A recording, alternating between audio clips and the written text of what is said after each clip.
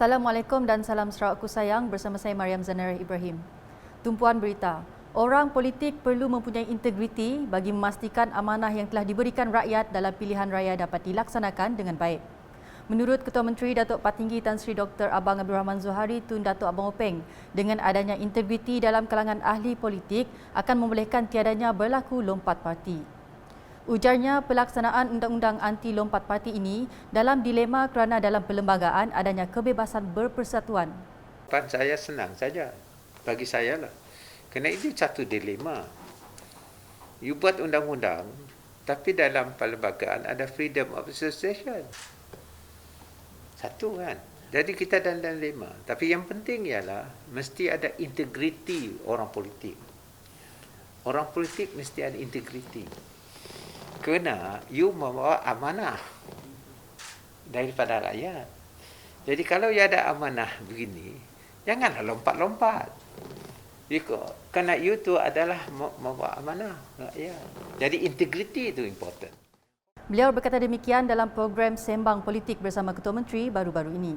Jelasnya, secara peribadi, undang-undang anti lompat parti ini akan bercanggah dengan konsep kebebasan berpersatuan dan tidak mempunyai jawapan yang jelas serta yang paling penting perlu mempunyai integriti.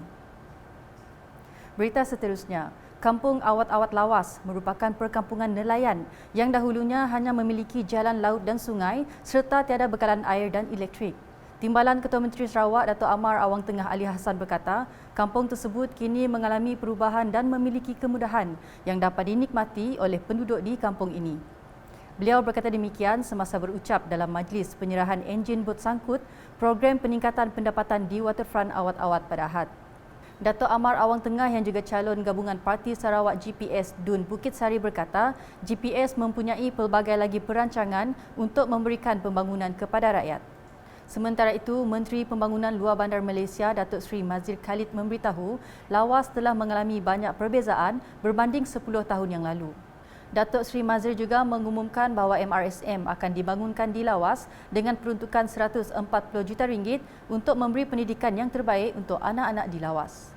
Dalam program tersebut telah disampaikan sumbangan peralatan persekolahan pelajar dari Felkra, dividen ladang rakyat Felkra dan Pelita, sumbangan bakul makanan asnaf B40, penyampaian alat bantu pembelajaran, penyampaian sijil kursus long life learning, penyampaian replika kunci PPRT Bina Baharu serta penyampaian PPP enjin sangkut kepada mereka yang layak.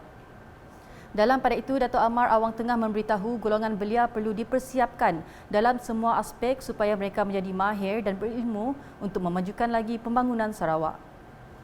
Berucap dalam program Sama Peduli Belia Cemerlang 2021 di Dewan Masyarakat Merapuk Lawas pada Ahad, beliau berkata belia akan menyambung perjuangan untuk meningkatkan lagi kemajuan negeri, kesejahteraan hidup masyarakat. Beliau juga mengingatkan golongan belia untuk tidak mudah terpengaruh dengan sesuatu yang negatif yang boleh mengganggu kestabilan dan kedamaian di Sarawak ini. Katanya, isu perkauman perlu dijauhi kerana kerjasama semua kaum adalah kunci bagi pemerintahan di Sarawak. Ujar beliau lagi, bagi pilihan raya kali ini, penentuan berada di tangan rakyat sendiri untuk meneruskan pembangunan serta kebajikan terus dijaga. Sementara itu, pengundi di kawasan Dun Kakus diingatkan agar tidak tersalah pilih wakil rakyat dalam pilihan raya negeri ke-12 PRN12 Sarawak kali ini. Menteri Muda Undang-Undang dan Adat Bumi Putera Sarawak, Datuk John Sikitayai berkata, akibat tersalah pilih wakil rakyat di Parlimen Selangau menyebabkan penduduk 3 kawasan Dun kerugian dari segi peruntukan projek pembangunan. Nyalai penyelap tu tadi, Mai Pemedis. Mayuh hotel Pemedis dia saya ke kita. Laban kita milih MP ke Salah Maya Subak, 5 tahun kita nada nerima MP dari Kuala Lumpur, nada nerima bajet. Nada nerima MP dari bajet dari MP kita. 5 tahun aku marah kita, ia kesegit de pegaya MRP utai ketolong bantu kena. Nak kurang hari 60 juta. Nanti MP kita tarik jukung perintah 60 juta nya komadah ngobara kita mayuahnya. Kami senada 30 juta pula yang kita kakus, 30 juta pula yang kita minkin, laban MP kita bagai duit penduduk Dewan Undangan Negeri. Tang tak baginya. Laban dia ke penyakal. Tanya ya penyakal, dia nak bagai perintah Nadai kan dulu mantuk kita 22 bulan. Ngentuk kesana tu menadai. Nama kebuah. Kesatu ya penyakal. Udah bagai perintah, ndak gaya buah ke kita. Kedua, ia orang menua bukai, udah menang, detaban kerari. Beliau berkata demikian semasa berucap dalam kempen GPS Dun Kakus di rumah Charlie Ujang Tatau pada Sabtu. Turut dikunjungi rumah Nyanau Sungai Sap, rumah Sunggom Sungai Sap, rumah Salang Separai, rumah Alfred Jalang Separai, rumah John Sumping Seritut, rumah Gama Seritut dan rumah Kilut Seritut. Berbeza dengan Kerajaan Gabungan Parti Sarawak GPS jelas Datuk John Siki yang juga calon GPS Dun Kakus di bawah pimpinan Ketua Menteri Datuk Patinggi Tan Sri Dr. Abang Abdul Rahman Zohari Tun Datuk Abang Openg telah melaksanakan lebih 100 inisiatif demi rakyat Sarawak. Jadi perintah GPS kita itu dah temu siti perintah kiamat kat kemansang kerajaan. Kita meda 100 siti inisiatif ke udah diadu. Ke bedau tu, ya kuda diadu ke. Dia kena kemansang ke kita rakyat, lebih ke rakyat kita ke dia no sisil. Ngau orang ke kumai B40, ngau M40. Utai kemit, nyamai aku sebut utai kemit aja. Makanya sidak kindo.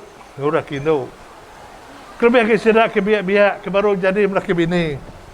Siku beranak diberi 1,000.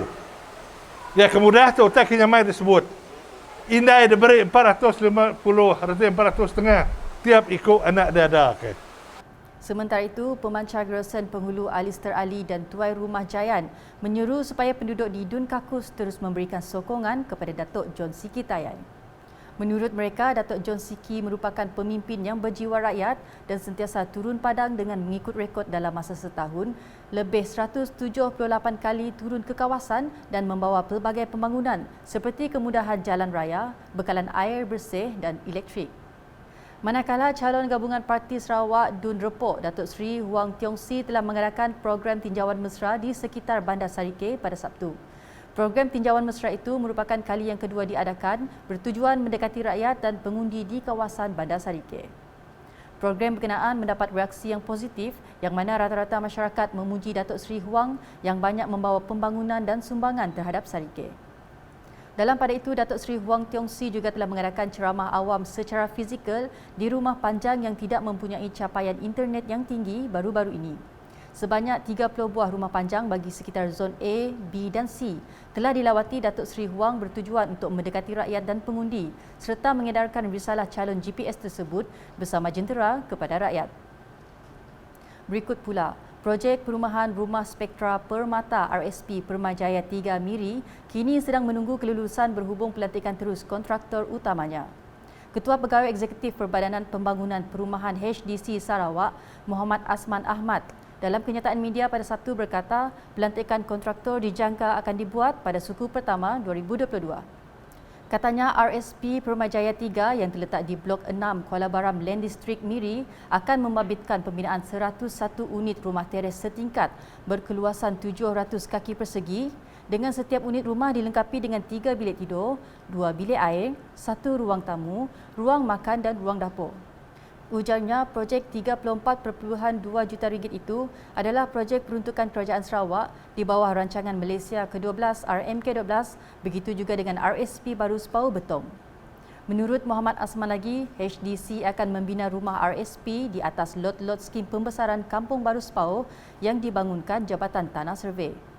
Cadangan untuk sebuah rumah adalah tiang berkeluasan 750 kaki persegi dengan 3 bilik tidur, 2 bilik air, 1 ruang tamu, ruang makan dan ruang dapur dengan cadangan harga jualan di antara RM90,000 hingga RM120,000 seunit. Tidak termasuk premium tanah JTS RM2,500 selot. Laporan selanjutnya. Sebanyak 41 buah gereja Borneo Evangelical Mission BEM di daerah lawas dan terusan menerima peruntukan daripada Unit Hal Ehwal Agama-Agama lain Unifor dalam majlis penyerahan sumbangan kepada gereja BEM di daerah lawas dan terusan. Peruntukan tersebut telah diserahkan pengarah Unifor Richard Lon kepada setiap wakil gereja terbabit. Dalam ucapannya, Richard berkata penubuhan uniform ini adalah untuk mengawal selia dasar bagi mempromosikan keharmonian antara agama selain menilai, mencadangkan dan merumuskan dasar, undang-undang serta peraturan yang berkaitan dengan hal ehwal agama bukan Islam di Sarawak. Katanya, uniform juga menjadi landasan bagi permohonan untuk dana dan tanah untuk pembinaan gereja-gereja atau kuil-kuil baru atau pembaikan. Sehingga kini, tambah beliau, uniform telah menerima peruntukan sebanyak RM150 juta. Bagaimanapun, permohonan yang diterima mencecah RM500 juta. Berikutnya, mengenai pusingan akhir bagi kejohanan Liga Sepak Takraw Kenyalang KSL, anjuran Persatuan Sepak Takraw PSS Perbadanan Sukan Sarawak SSC yang julung kalinya diadakan di Kuching pada Ahad. Sebanyak 12 regu terbaik dari 6 zon berentap memburu kejuaraan berprestij Liga Sepak Takraw Kenyalang KSL 2021 yang berlangsung selama 3 hari bertempat di Dewan Pelbagai Guna Perbadanan Sukan Sarawak SSC Jalan Stadium Kuching. Hadir menyempurnakan majlis penutupan kejohanan tersebut Ahli Parlimen Petrajaya Datuk Seri Fadilah Yusof dan Timbalan Presiden Persatuan Sepak Takraw Sarawak PSS Datuk Ismail Abang Saufi. Sementara itu, Datuk Ismail berkata kejohanan tersebut diadakan sebagai platform bagi mengasah bakat pemain sepak takraw yang berusia 21 tahun ke atas. Jadi oleh itu kita dengan kerjasama SSC telah mengadakan Liga satu-satunya kejohanan yang ulung kali kita adakan, di mana setiap bahagian mengadakan liga mereka sendiri dan johan dan naib johan datang bertembung ke sini dalam pertandingan akhir ataupun peringkat akhir grand finale. Di hari ini kita dapat menyaksikan pasukan dari luar bandar termasuk Mukah menjadi juara. Sekian edisi khas PRN Sarawak ke-12 bersama saya Mariam Zanariah dan kru penerbitan. Berita lebih lanjut boleh didapati di semua platform media sosial UKAS termasuk portal ukas.sarawak.gov.my dan UKAS channel di YouTube. Salam UKAS.